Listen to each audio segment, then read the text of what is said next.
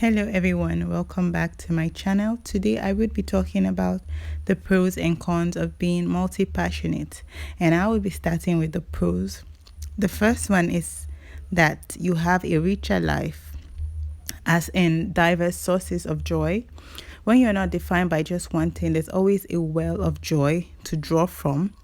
And when one thing falls apart, you're not necessarily broken down because you define yourself by various things and you define yourself by your interest in various things. And because you're genuinely interested in various things can make you happy. The second one I'm going to talk about is that you're quite an interesting person.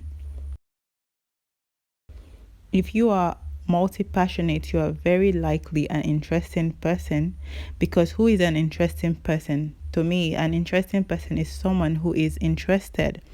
In order to be interesting, we have to be interested. Okay, so if you are multi-passionate, it means you're curious about a lot of things, and it's not far-fetched to say this curiosity would also influence the way you relate with people.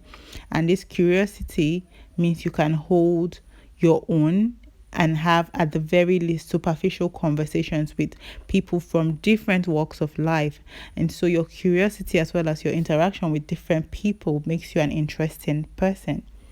The third one is that there's a potential to be modestly rich at the very least. If you have multiple interests, you have the potential to create multiple sources of income.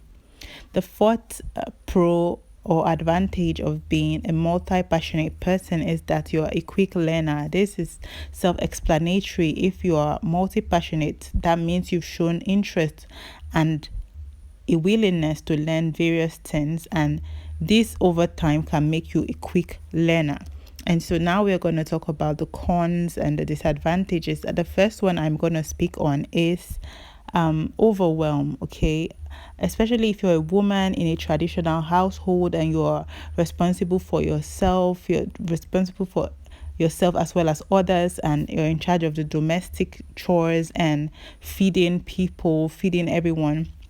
It can be overwhelming to juggle this as well as your passions. It can be overwhelming. And even if you do not live in a traditional household, there's only so much you can do. And so something eventually suffers, either your housework or either the upkeep of the house or your social life suffers. And if you put your passions on a back burner to focus on all these other things, you can get angsty, because creatives need that outlet. They need the outlet of their crafts to feel okay, to feel whole. Okay, so the next thing I'm going to talk about is that if you're not careful, you can end up mastering nothing. And I know that the purpose of hobbies and all this interest is to bring us joy. But if you are someone who wants to master at least one or a few of them, you have to be very careful not to split your energy too much between so many things, because when you factor in the time for sleeping, preparing meals, cleaning up, your day job, there's only so much time left in the day. So it's very important to be aware of this. And the last but not the least is that you can end up broke.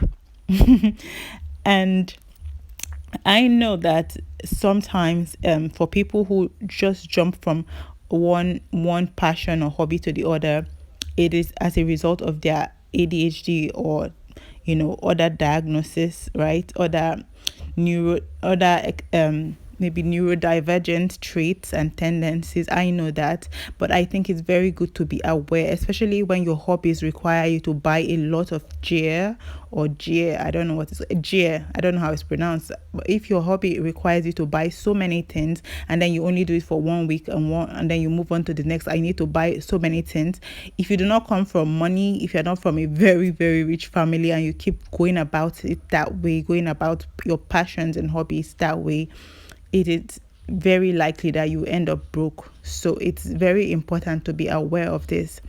That being said, I think that being a multi-passionate person has more advantages than disadvantages, and I think that the disadvantages can be mitigated when you really really are aware of them, and when you go about them the right way, when you go about your passions the right way, they can be mitigated. I would love to speak more on this in future videos, so if you would like to see more content on being multi-passionate, please like and subscribe, and I'll see you in the next video.